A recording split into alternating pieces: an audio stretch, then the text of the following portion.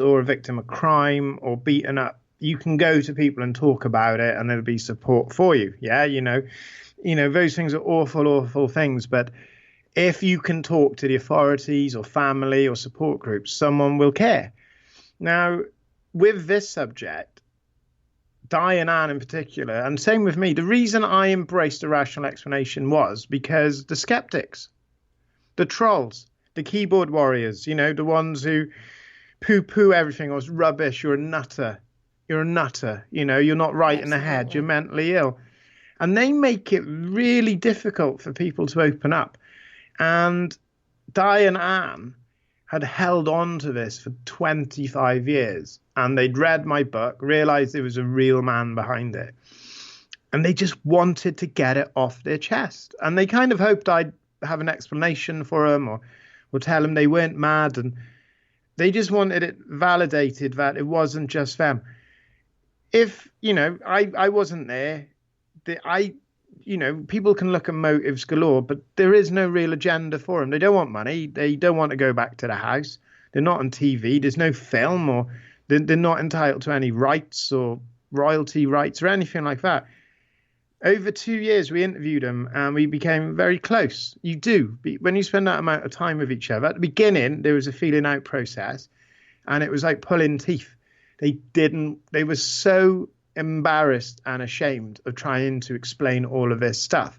Now, we've touched on a few little parts of the haunting, but it is so in-depth and so detailed and so much happened that there's not, there's no filler. It's just bump, bump, bump, It bump. It's just is. It's just all the stuff experience after experience after experience. while it was whittling them down. And Yes. as far as I know, out of the 7 couples that lived in that house between 1989 and 2002, they're the only couple that didn't actually break up.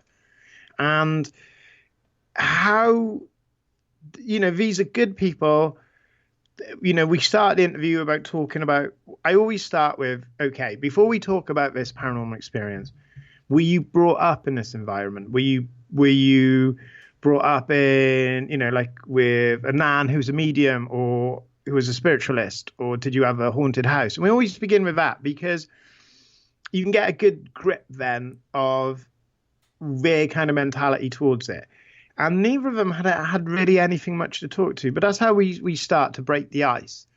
And then we just start at the beginning, and when we work through why they bought the house, where they working, what are they doing, what was the house like on the first day, what were their plans for furniture. You just get them back in that environment, And what I want to do is give the reader as much detail as possible so you can make your own mind up. But I think it's a terribly sad world that whether this is paranormal or psychological or has a rational explanation, the people that hide out there behind their keyboards are so ignorant and so rude And unkind. and unkind. And they are cowards. They are cowards and they are scared. They're scared of the possibility. I have always said there is not a person alive who knows the intricacies of time, space, the human mind, and the universe, okay? We are discovering new things every day. It's time. Our ancestors could be laughing at us, going, oh, they believed the ghosts were the spirits of the dead. They didn't realize it was like a quantum physics rift in our parallel dimension. Do you know what I mean? Like I do. everything. I want to ask you something, Of course. is because it's relevant to this. But did you see the movie with Matthew McConaughey called Interstellar? One of my favorite movies of all time. What a beautiful film. I watched it. Me and my new girlfriend, that's the first movie we watched. And when Well, she enjoyed it, I thought, do you know what? I'm going to keep this one. that's a keeper. That's a keeper. But I had I'm so diverse with my reading anyway. But I've been trying to get my mind around the difference between quantum and string theories, and I had even gone so far as to email a couple of well-known physicists because their books confused me, and I was spending a lot of time Googling terminology. But that's how you learn, right? Of course. When I was in the theater, I made so many friends that night, but I'm watching Interstellar, And I was like, oh my God, that's string theory. Yeah. And the room just went, really? You know? But I felt like it was an aha moment because I had been trying to grasp this in application. Theory is one thing, but trying to grasp how the application might look had been so difficult. And when I saw that film, I thought, well, good heavens, there it is right there in front of me. It's a difficult topic to get your head around, and she is a keeper if she sat through that with you and loved it like that, because it's one of my favorite movies, period, of all time. It's a fantastic movie, and it boggles the mind. But funny enough, you bringing that up ties in really nice with the book, because I'm going to do a bit of a time jump now, guys. Like, the book is just filled with so much berserk stuff, like terrifying stuff, surreal stuff, weird imagery, weird dreams. It was very difficult for me to articulate. And at the end of the book, I also put about 40 pages of a section called Summary of Explanations. Mm-hmm. So you can deal with everything from gas to hallucinogenics, psychology, to demons, to time travel, to whatever, okay? But this is when I'm glad I'm talking to Kat on this one, because this is where it's really hard to articulate, okay? We brought in 2002, we brought in a medium, okay? And within 2 weeks, the house was worse than it had ever been. It was almost as if this entity was like, how dare you try that crap with me? And we thought we'd been burgled, and it was the most terrifying night of my life. I'll never forget that night. I get goosebumps talking about it. I've talked about it 100 times, and it still worries me. So in 1989-91, things had got so bad in the house that Di and Anne brought in a lady who is called Rose, and that was like her stage name. Now, Rose was a spiritualist medium from West Wales who would work for nothing. She would work for expenses. You pay her travel, that's all it was. She died impoverished. She wasn't on stage. She wasn't on radio or TV or anything like that. She dedicated her entire life to helping others. She was in her late 70s when she got to the house. And this woman called into her companion, who's still alive. This lady's in her 80s. The medium is dead. The house killed her. I know that sounds really, really kind of like dramatic. Didn't kill her on the night, but it killed her. And this woman, if we are led to believe, she done work for the police and the church, had dealt with demons and spirits and helping people cross over, you know, the whole spectrum. She went to the house and she said, and it's some of the amazing quotes ever. I've seen it in her own diary, okay? What she saw at the house was beyond hell. And then like a quote, which should be on like a Hollywood film poster, which I wish I'd come up with, was whatever was in the house, God hadn't created it and the devil feared it. Oh, and wow. she couldn't describe what she was seeing. So this woman in her late 70s had loads and loads of work with, you know, if we're to believe it, demonology, spirits, hauntings, ghosts, exorcisms, you name it, the whole spectrum. She gets to the house and she can't describe what she's seeing. And she tried to articulate it into the easiest terms possible. Now, what she saw basically broke the elasticity of her comprehension. It stripped her of all her abilities. That was the last ever time she went out to help people. And she died of severe cancer, wasting disease not long after.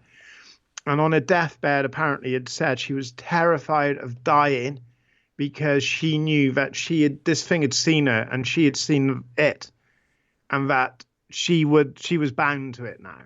So there wasn't no nothing or heaven and hell or reincarnation, whatever you want to believe. There was none of that for her.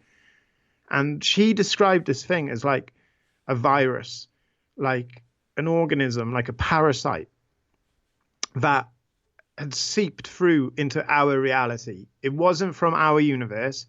It wasn't anything that lived within the laws of our physics. And this thing would seep through and it would feast on our negativity. And it to we were like ants or a Right. microbes or a bacteria. We were just like lambs, lambs to the slaughter. And it had the capacity to present itself in different ways, visions, dreams. It would communicate, it would have influence. It, like people saying, oh, sounds like a demon, sounds like a ghost, sounds like this, could be aliens. But Rose was convinced whatever this was something she had never, ever, ever seen before. And within this thing, she could see the husks of people who had lived in the house before that were birthing more of this stuff. This thing, the body is just a material vehicle. It's the essence of us, our soul, our consciousness, and it feeds and it feeds and it feeds. And we can't fight it. Chuck Norris with a flamethrower is not going to take care of it. There's nothing you can do to protect yourself from it. The only thing you can do is go and hope that it hasn't influenced you so much. It's like Lord of the Rings, when whoever wears the ring, they have like an illness long after, and they've got to go away because it's going to affect them forever, because they've been close to this evil, this power. And Rose described that in the house there was like tendrils that were attaching themselves to Diane. And she described it like bumper cars has like a rod that goes up to the ceiling to get its electrical charge. And it was literally consuming them. It was literally feeding off them. And she had no idea. It was timeless. Now, I've done research, and there are things in Egyptology. It talks about these things, these creatures. And one of the theories I present, and I'm not saying it's right, but is it a dimensional being that has somehow got through a tear in our reality? We're talking about string theory, multiverses. She said God didn't create it and the devil feared it. This was something so different from us that we cannot comprehend its motives or agenda. It'd be like us trying to explain to a mosquito why you're using a microwave or why you're getting on a jumbo jet.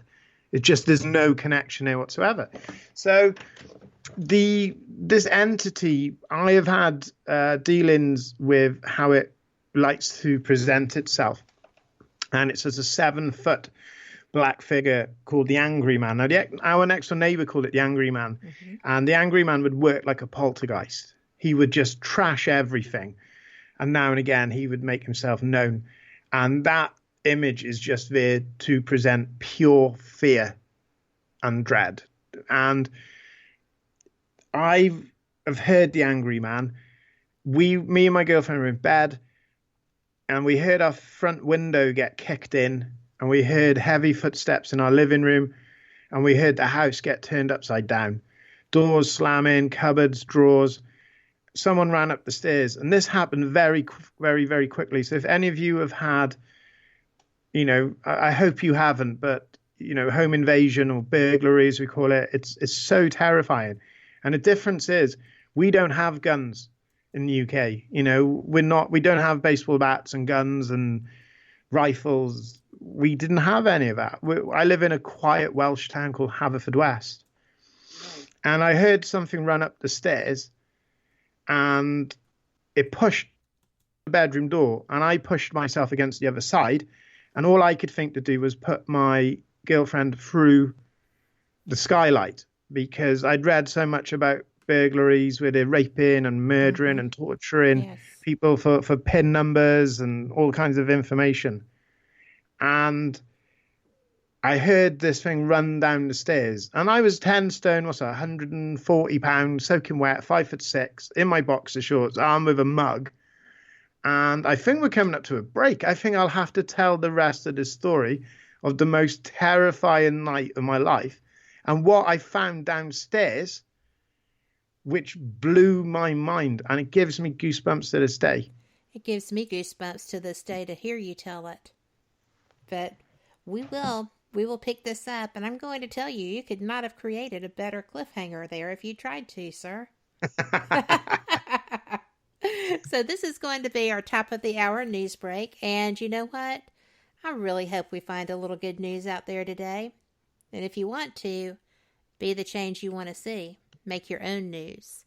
But we'll be